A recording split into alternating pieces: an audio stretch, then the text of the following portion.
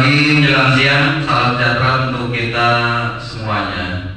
Alhamdulillahirabbil alamin, wassalatu wassalamu ala asyrofil anbiya'i wal mursalin, sayyidina wa habibina wa syafi'ina wa maulana Muhammadin wa ala alihi wa sahbihi ajma'in, amma ba'du. Yang sama-sama kita hormati dan kita muliakan Dr. Hidayat Nur Wahid MA, Wakil Ketua MPR RI. Juga yang sama-sama kita hormati, kita banggakan tenaga ahli DPR RI, tenaga ahli Dr. Hidayat, Dr. Muhammad Iqbal. Juga yang sama-sama kita hormati, kita banggakan Ketua DPP BPW Sulawesi yang dalam ini diwakili oleh Ustaz Hasan. Juga sama-sama kita hormati, kita banggakan Ketua DPW PKS Sulawesi Barat beserta seluruh jajaran BPTW dan juga jajaran pengurus PKS. Mohon maaf saya tidak sebutkan satu persatu. Para anggota DPRD Kabupaten Sulawesi Barat dari fraksi Partai Keadilan Sejahtera. Juga yang saya hormati, saya banggakan para tokoh-tokoh masyarakat di Sulawesi Barat. Alhamdulillah hadir bersama kita Bapak Haji Insinyur Nur Parentean, pemerhati lingkungan. Alhamdulillah, terima kasih Pak. Juga Bapak Haji Arifuddin, pemerhati masalah sosial. Terima kasih. Juga Bapak Hamzah, pemerhati masalah-masalah keumatan. Bapak Ibu juga hadir di sini, anak-anak muda milenial. Mana anak-anak muda? Iya, aplaus buat anak-anak muda kita, luar biasa. Hadirin dan hadirat sekalian, mohon maaf saya tidak sebutkan satu persatu tanpa mengurangi rasa takzim dan hormat saya. Alhamdulillah, puji syukur kita panjatkan kehadirat Allah Subhanahu wa taala, di mana pada hari ini kita bisa hadir secara fisik dalam rangka sosialisasi 4 pilar MPR. Dulu namanya 4 pilar kebangsaan, kemudian direvisi kemudian menjadi 4 pilar MPR. Saya ingin tanya, 4 pilar MPR itu apa aja? Pancasila, Undang-Undang Dasar Negara Republik Indonesia tahun 1945, Negara Kesatuan Republik Indonesia, dan Bhinneka Tunggal Ika. Saya kira ini sudah semua hafal ya. Jadi sosialisasi nggak perlu lama nih Pak, pas bagus. Tapi di luar itu memang kita ingin terus refresh, menyegarkan kembali ya kaitan 4 pilar MPR ini, karena ini menjadi sebuah hal yang urgen, hal yang penting, karena kita melihat fenomena-fenomena ternyata ini belum menjadi satu hal yang kita hayati bersama sehingga terimplementasi di dalam kehidupan. Dampaknya apa? Sering terjadi gesekan-gesekan di tengah masyarakat yang karena mungkin perbedaan suku, karena mungkin perbedaan agama, atau perbedaan kelompok. Nah, ini nggak boleh terjadi kalau kita memahami betul 4 pilar MPR RI. Oleh karena itu kita terus menyegarkan kembali, dan bagian dari konstitusi juga memang diminta untuk anggota-anggota MPR RI, apalagi pimpinan MPR RI Bapak Dr. Hidayat Nur Wahid, untuk terus mensosialisasikan 4 pilar MPR ini. Bapak Ibu saudara sekalian, memang tadi kita sudah pahami dan kita sudah tahu 4 pilar MPR RI. Tetapi nyatanya dalam perkembangan ada saja upaya-upaya untuk mencoba mementahkan kembali. Mungkin kemarin Bapak Ibu saudara sekalian pernah mendengar ada pembahasan di DPR, itu RUU Haluan Ideologi Pancasila, betul? Yang pada akhirnya mendapat penolakan dari berbagai segmentasi masyarakat. Ya, kenapa? Karena RUU itu nampak mementahkan kembali kesepakatan, konsensus yang sudah dibuat oleh the founding father kita.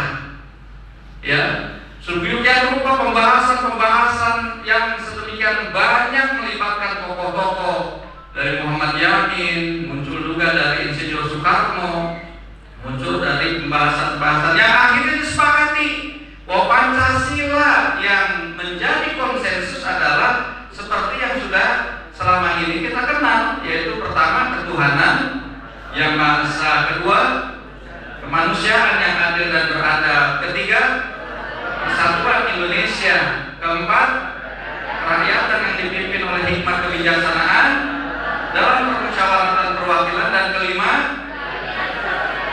keadilan sosial bagi seluruh rakyat Indonesia. Itulah konsensus dari the founding father kita. Dan kemudian itu dijadikan sebagai pembukaan Undang-Undang Dasar, di akhirnya adalah 4 poin Pancasila seperti itu. Walaupun tidak tertulis secara jelas Pancasila, tetapi itulah isi dari konsensus Pancasila yang disepakati oleh the founding father kita. Nah, ternyata dalam pembahasan RUU Haluan Ideologi Pancasila kemarin ada mulai dimunculkan kembali pemikiran, misalnya pemikiran Insinyur Soekarno pada 1 Juni, sehingga Pancasila itu bisa diurai kembali dari Pancasila kemudian menjadi Trisila, ya, dan kemudian diperas kembali menjadi Ekasila. Nah, tentu ini mementahkan kembali konsensus, sehingga akhirnya bisa sangat mungkin terjadi gesekan-gesekan kembali karena munculnya perbedaan-perbedaan pendapat. Nah, inilah makanya kemudian fraksi PKS di DPR RI ini menolak, ya, RUU ini, ya, karena tadi ini akan justru menimbulkan goncangan, menimbulkan konflik yang akhirnya justru merugikan kita semua sebagai anak bangsa ini. Nah, ini kenapa kemudian kita melakukan penolakan. Alhamdulillah akhirnya kemudian RUU itu tidak dilanjutkan, ya, dan mudah-mudahan ini tidak dilanjutkan kembali untuk masa-masa yang akan datang. Nah, Bapak Ibu saudara sekalian, itu kan barangkali kaitan dengan Pancasila. Yang kedua, tentu kita juga memahami bahwa Undang-Undang Dasar Negara Republik Indonesia ini sesuatu yang sangat mungkin untuk dilakukan perubahan. Tetapi ada konsensus bahwasanya tidak boleh melakukan perubahan Undang-Undang Dasar di pembukaan Undang-Undang Dasar itu tidak boleh berubah. Nah, jadi sangat mungkin kalau di dalam batang tubuhnya itu berubah, karena kita sudah mengalami 4 kali perubahan di masa reformasi, ya. Makanya ada pasal-pasal yang mungkin dulu ada pasal 29 ayat 1, tapi sekarang mungkin pasal 29E atau B, maka itulah perubahan-perubahan yang terjadi. Apakah perubahan itu konstitusional? Konstitusional, karena memang dilakukan perubahan oleh para anggota MPR RI, ya, karena sesuai kemudian disepakati. Jadi sangat mungkin terjadi perubahan-perubahan itu. Nah, tentu kita berharap kalaupun ada perubahan-perubahan ke depan, kita berharap esensi perubahan-perubahan itu memang ingin membawa bangsa ini ke depan akan menjadi lebih baik lagi. Maka sekarang sedang ada wacana untuk bagaimana GBHN itu masuk kembali di dalam sistem kenegaraan secara resmi. Nah, ini penempatannya saja, apakah itu nanti jadi TAP MPR atau menjadi cukup undang-undang. Nah, ini yang masih dalam proses pembahasan. Termasuk ada beberapa wacana yang sekarang ini mulai ingin memasukkan bahwa periodisasi presiden itu ditambah menjadi 3 periode. Ya, nggak tahu nih warga Sulawesi Barat setuju nggak kira-kira? Tidak setuju. Iya. Jadi ini aspirasi yang saya tampung nanti dari warga Sulawesi Barat, ya. Ternyata nggak setuju karena memang itu kalau sekarang memang belum dimungkinkan.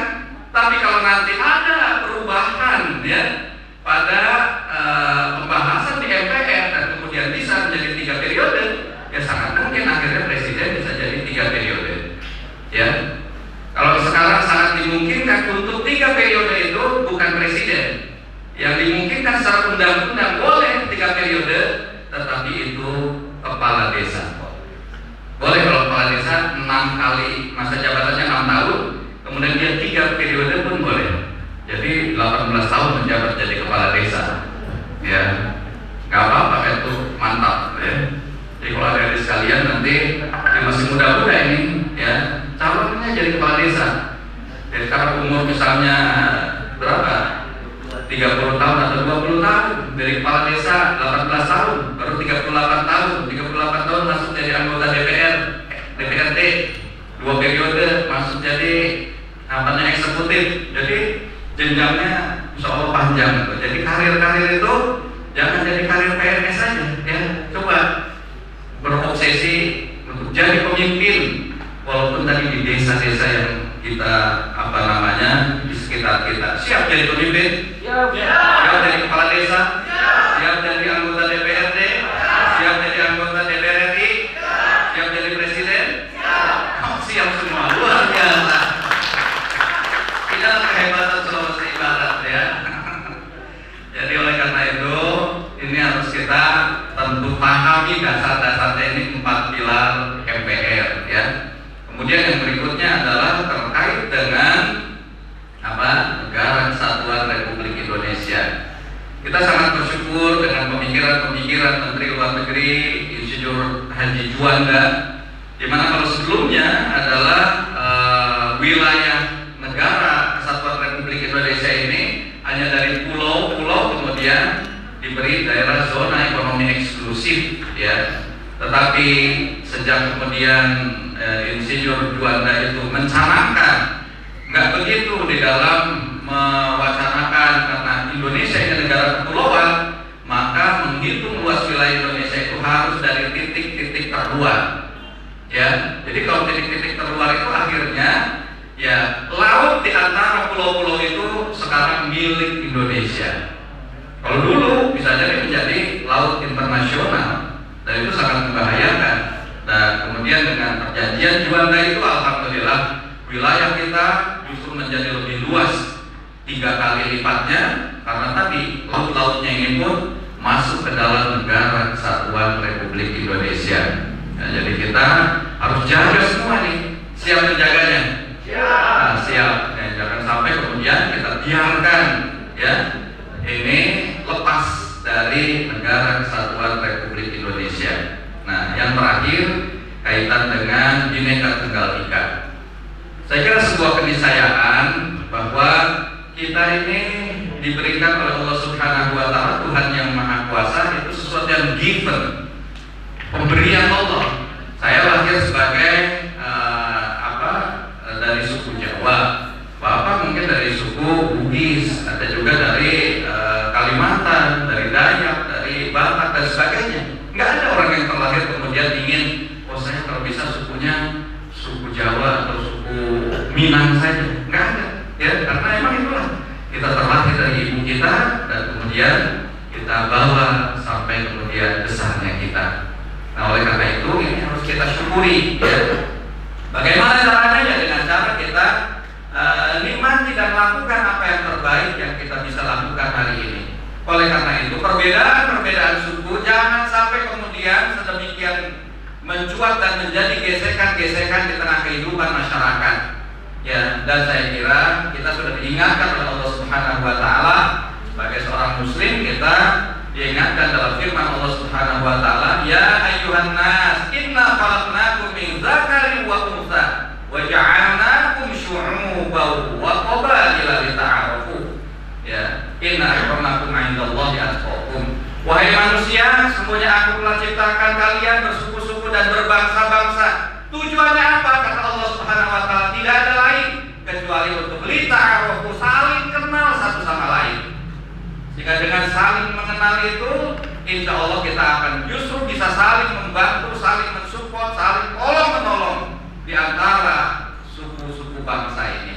Jadi bukan saling menegasikan, bukan saling ingin menghancurkan, bukan saling ingin kemudian melakukan perseteruan dan pertempuran antar suku ini karena beda suku, ya. Tetapi Allah menghendaki justru inilah titik-titik yang nantinya memunculkan pertemuan di antara kita sebagai anak bangsa. Nah, oleh karena itu ya kita perlu juga kalau punya anak banyak yang mungkin dinikahkanlah dengan antar Minang, ya, anak ketiga saya dengan dari Gorontalo, anak kelima saya, karena saya punya anak 6, tapi yang nikahnya nomor 1, 3, 5. Jadi boleh nih kalau ada sini yang punya stok. Nah, anak yang kelima dengan dari Bengkulu. Jadi begitu, tersebar. Dan akhirnya kita menjadi semakin meyakini Bhinneka Tunggal Ika, NKRI itu betul-betul terasa betul, ya. Daripada mungkin kita hanya di lingkungan kita saja, akhirnya nggak mengenal suku-suku lain. Dan ini kelebihannya, kalau Bapak Ibu sekalian nanti punya besan-besan di berbagai daerah, nanti kalau Bapak Ibu nyapres itu udah ada tim suksesnya di berbagai pulau. Ya, jadi itulah kekayaan Indonesia yang sungguh sangat luar biasa, yang harus kita syukuri, ya. Sehingga insya Allah kalau kita mensyukuri itu, mudah-mudahan kita akan NKRI ini akan terjaga utuh, ya. Bhinneka Tunggal Ika akan semakin mempererat kita, dan Pancasila harus kita jaga bersama. Saya ingin mengingatkan, jangan sampai apa yang sudah dihasilkan kesepakatan oleh the founding father ini akan terurai kembali, ya. Dan itu tidak diinginkan oleh Al-Quran, di mana Allah mengingatkan pada kita semuanya, wala takunu kallatina qadat waslaha min ba'di quwwatin ankasa. Jangan kamu seperti wanita, dulu diceritakan ada wanita, ya, yang patah hati. Setelah patah hati, kerjaan sehari-harinya itu dia memintal benang sehingga menjadi kain, ya. Setelah selesai semua benang itu jadi kain, nggak ada kerjaan lain, ya. Maka untuk mengisi waktunya, dia urai kembali kain itu jadi benang, Pak, ya. Dari situ udah jadi benang, balik lagi jadi kain, dari kain jadi benang, terus seperti itu. Kalau pembangunan dilakukan seperti itu, kira-kira akan selesai utuh nggak? Nggak bakalan. Nah, jadi yang penting sekarang ini adalah bagaimana mengimplementasikan 4 pilar ini di dalam kehidupan kita.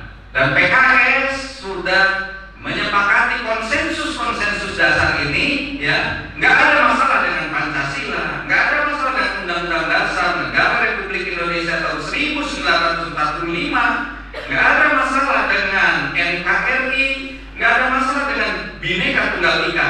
Yang penting sekarang adalah bagaimana kita mengimplementasikan 4 pilar MPR ini dalam kehidupan kita sehari-hari.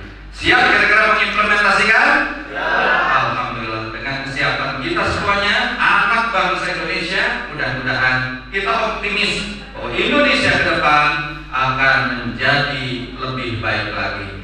Amin ya rabbal alamin. Inilah yang dapat saya sampaikan. Sekali lagi terima kasih pada Dr. Hidayat Nur Wahid MA yang sudah berkesempatan untuk mengadakan acara sosialisasi 4 pilar MPR RI di Kabupaten Mamuju, Provinsi Sulawesi Barat. Mudah-mudahan ini akan bisa memberikan manfaat bagi kita semuanya. Kurang lebih saya mohon maaf. Billahi taufiq wal hidayah. Allahumma muwaffiq ila aqwamit thoriq. Nasrun minallahi wa fathun qarib. Assalamualaikum warahmatullahi wabarakatuh.